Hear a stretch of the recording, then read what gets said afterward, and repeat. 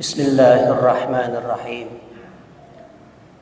Assalamualaikum warahmatullahi wabarakatuh. Alhamdulillahi wa kafa. Wassalatu wassalamu ala nabiyil mustafa al-hadil mujtaba wa man sara ala nahjihi waqtafa. Subhanaka la ilma lana illa ma 'allamtana innaka antas sami'ud du'a. Asyhadu an la ilaha illallah syahadatan tarfa'u qailiha ila darajatil ula.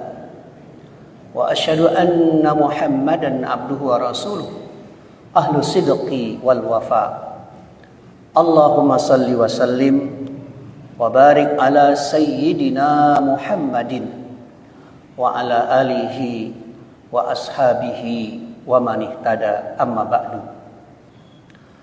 Faqala Allah ta'ala fi kitabihil karim, a'udzu billahi minasy syaithanir rajim.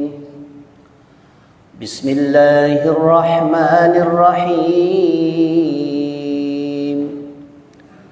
ألم تر كيف ضرب الله مثلا كلمة طيبة كشجرة طيبة أصلها ثابت وفرعها في السماء تؤتي أكلها كل حين بإذن ربها وَيَضْرِبُ اللَّهُ الْأَمْثَالَ لِلنَّاسِ لَعَلَّهُمْ يَتَذَكَّرُونَ. Shadaqallahul azim. Hadirin dan hadirat, para shaimin dan shaimat, qaimin dan qaimat. Pertama-tama mari sama-sama kita bersyukur kepada Allah Subhanahu wa taala. Hingga saat ini Allah menjadikan kita orang-orang yang istiqomah menjaga ibadah Ramadan kita, memenuhi panggilan Allah Subhanahu wa taala, melaksanakan salat Isya berjamaah yang insyaallah kita lanjutkan dengan qiyam Ramadan. Semoga apa yang kita lakukan kita bisa mendapatkan apa yang dijanjikan oleh Nabi kita Muhammad sallallahu alaihi wasallam. Man qama ramadhana imanan wa ihtisaban ghufira lahu ma taqaddama min dzambih. Barang siapa yang melaksanakan qiyam Ramadan karena iman dan mengharap ridha Allah Subhanahu wa taala, maka seluruh dosa-dosa yang telah dilakukan pada masa lalu diampuni oleh Allah Subhanahu wa taala. Semoga Allah Subhanahu wa taala menjadikan amalan-amalan ibadah yang kita lakukan ini menjadi salah satu pemberat timbangan amal soleh kita. Amin ya rabbal alamin. Hadirin dan hadirat rahimakumullah. Imam Hasan Al-Banna dia menjelaskan bahwa di antara karakteristik kepribadian Islam itu adalah yang pertama, salimul akidah. Akidah yang lurus, akidah yang bersih, akidah yang tidak bercampur dengan khurafat, akidah yang tidak bercampur dengan syirik. Yang kedua adalah sihatul ibadah. Ibadahnya adalah benar sesuai dengan apa yang dicontohkan oleh Nabi kita Muhammad sallallahu alaihi wasallam. Dan yang ketiga adalah matinul khuluq, akhlak yang mulia. Tiga serangkai ini tidak bisa dipisahkan antara yang satu dengan yang lainnya. Akidah adalah pondasi.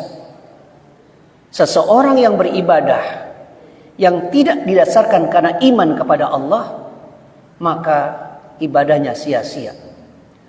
Karena syarat diterima ibadah itu adalah harus ada iman.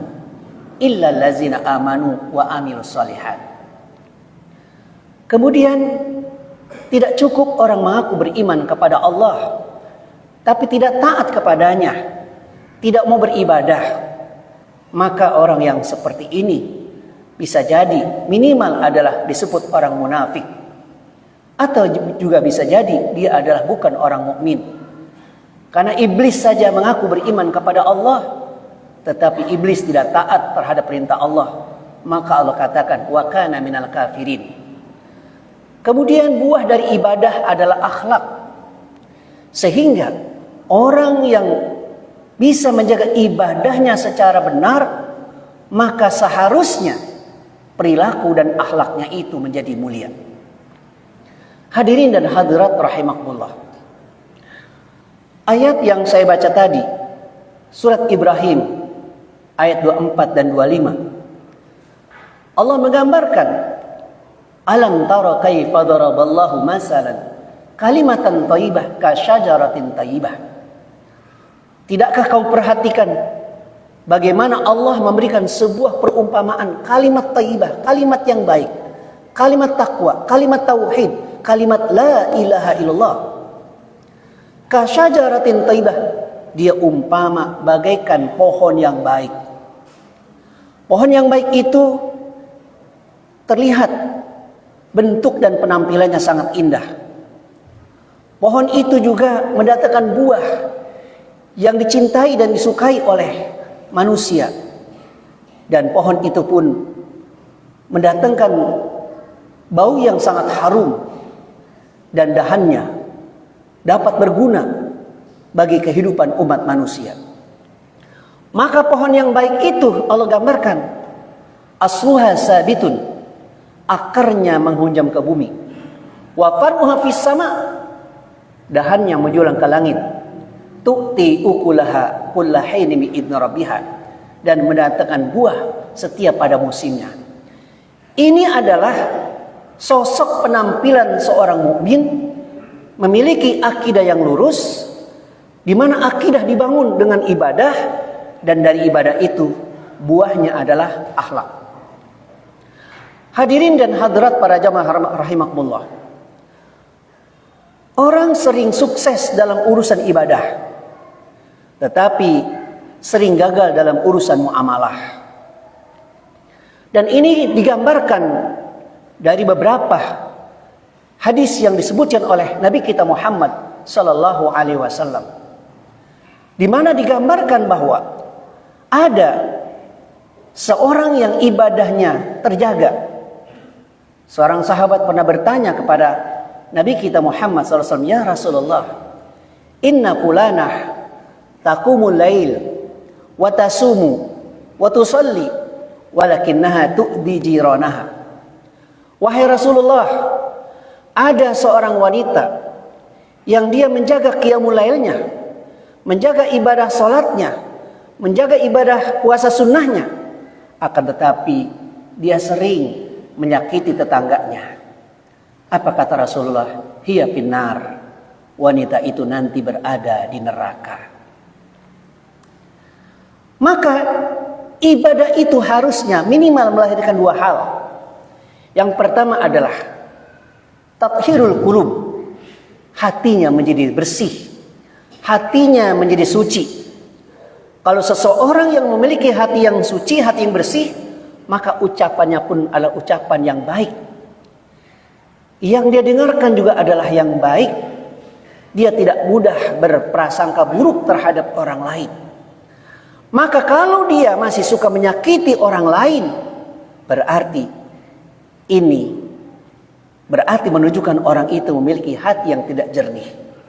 Ini berarti ibadahnya belum memberikan asar, belum memberikan dampak dan pengaruh dalam kehidupannya, yang seharusnya ketika dia bisa menjaga ibadahnya, hatinya terjaga. Apabila hatinya terjaga, hatinya bersih, maka ucapannya, perilakunya pun adalah perilaku yang mulia. Yang kedua, dia akan memiliki sifat iffah, memiliki sifat warok, yang tidak mudah menzolimi orang lain, yang tidak mudah mengambil hak yang bukan menjadi miliknya.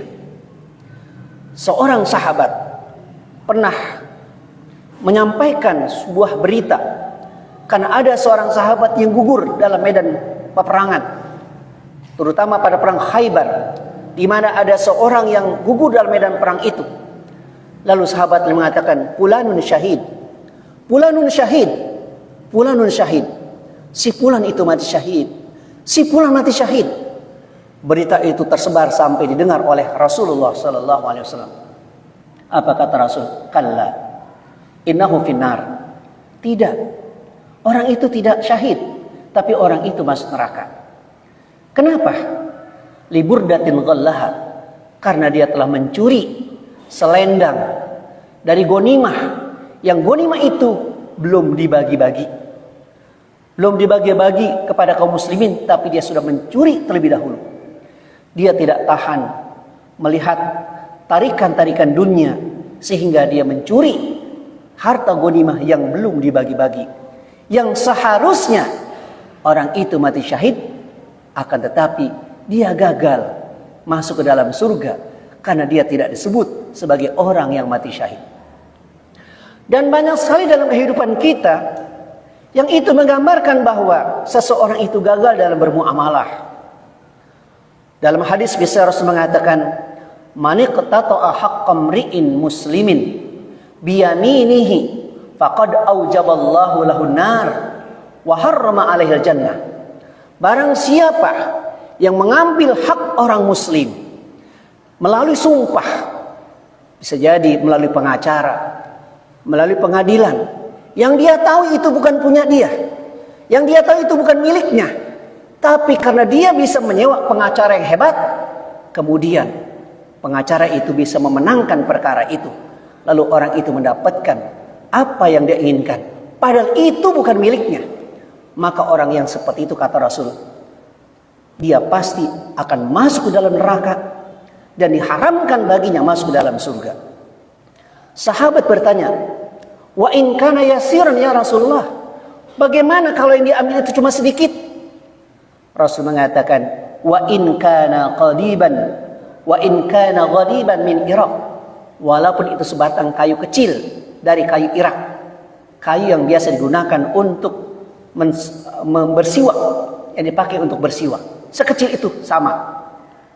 Hadirin rahimakumullah, di dalam kitab Tanbihul Muqtarin, seorang tabi'in yang bernama Wahab ibnu Munabbih, dia menceritakan ada seorang pemuda dari Bani Israel yang dia itu adalah ahli maksiat. Lalu orang itu bertaubat kepada Allah Subhanahu wa taala. Lalu kemudian dia beribadah wa yata'abbad, dia beribadah kepada Allah fi 70 sana, selama 70 tahun. Lalu orang itu meninggal dunia. Sebagian sahabat-sahabat yang bermimpi bertemu dengan orang itu. Lalu sahabat-sahabat yang bertanya dengan orang itu, ma fa'ala rabbuka bika? Apa yang dilakukan oleh Tuhanmu terhadap dirimu? Orang itu mengatakan, hasabani wa qad ghafara jami'a dzunubi. Allah menghisab saya dan mengampuni seluruh dosa-dosa saya, illa udan, kecuali satu batang kayu kecil, khallaltu bihi asnani, yang saya gunakan untuk mensogok gigi saya, biduni idhi sahibihi, yang mana kayu batang kecil itu, batang kayu kecil itu saya ambil tanpa seizin pemiliknya, saya gunakan untuk mensogok gigi saya. Wa ana mahbusun fil jannah, sehingga dengan sebab itu saya tertahan masuk dalam surga ila waqti hada, sampai saat ini. Hadirin rahimakumullah, orang ini menggambarkan batang kayu yang kecil saja itu bisa menghalangi seseorang masuk ke dalam surga. Bagaimana dalam kehidupan realita yang sering kita hadapi? Bisa jadi ada orang yang membeli buah-buahan kepada tukang buah, atau beli buah di mall tanpa seizin pemiliknya, lalu tiba-tiba dia buka buah itu, lalu dia makan tanpa seizin pemiliknya. Walaupun dia membeli, ketika dia membeli timbangannya cukup, tapi ada yang dia makan tanpa mendapat izin dari pemiliknya. Begitu pula misalnya ada orang beli dukuh 2 kilo 40 ribu, tapi dia nyobain sampai 5 tanpa mendapat izin dari pemiliknya. Bisa jadi dengan sebab itu terhalang masuk dalam surga karena ada 5 buah duku yang dia makan tanpa izin dari pemiliknya. Dan banyak sekali yang menggambarkan bahwa dalam kita bermuamalah banyak sekali hal-hal yang tidak sesuai dengan apa yang dicontohkan, yang diajarkan dalam Islam. Ada orang punya mobil tapi tidak punya garasi, memarkirkan mobilnya di jalan, padahal jalan itu milik umum yang sering orang terhalang dengan mobilnya. Mungkin dia tidak merasa kalau itu adalah kezoliman yang dilakukan. Atau mungkin orang mengadakan pesta pernikahan, kemudian tidak diinformasikan kepada yang lainnya. Tiba-tiba jalan milik umum itu digunakan untuk acara pesta pernikahan, sehingga orang akhirnya begitu mau jalan, kemudian dia sangat kesulitan untuk mencari jalan alternatif karena tidak ada petunjuk yang lainnya.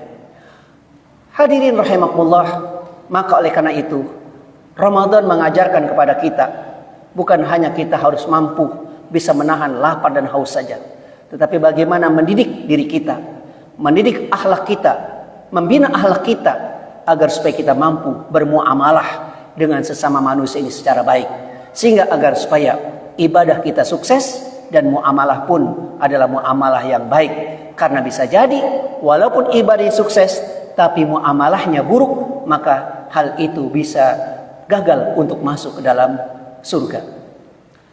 Terakhir, sebuah hadis Rasul pernah ditanya, atadruna manil muflis? Rasul pernah bertanya kepada sahabatnya, tahukah kamu siapa orang yang bangkrut itu?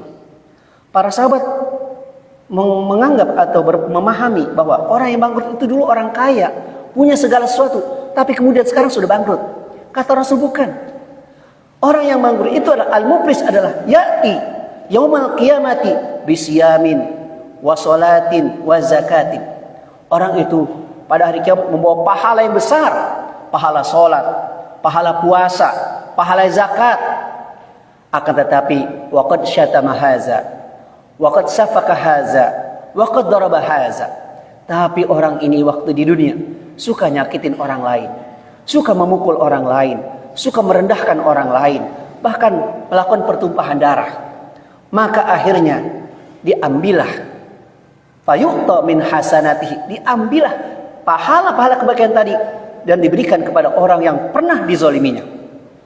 Ternyata kezoliman yang dilakukan itu masih lebih banyak dan belum terbayar, padahal pahalanya sudah habis.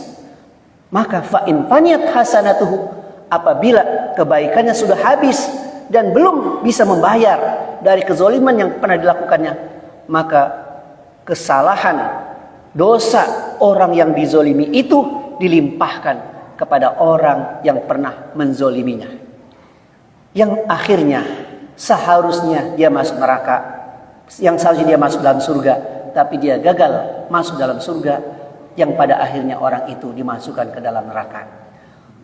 Hadirin rahimakumullah, dengan demikian mudah-mudahan dari apa yang saya sampaikan ini, walaupun sedikit, dapat kita amalkan bersama-sama agar supaya kita bisa membina diri kita, agar supaya kita berhati-hati dalam bermuamalah. Kita ingin ibadah kita sukses dan muamalah kita sukses. Inilah yang diajarkan Ramadan kepada kita. Wallahu muwaffiq ila aqwamit thoriq. Assalamualaikum warahmatullahi wabarakatuh.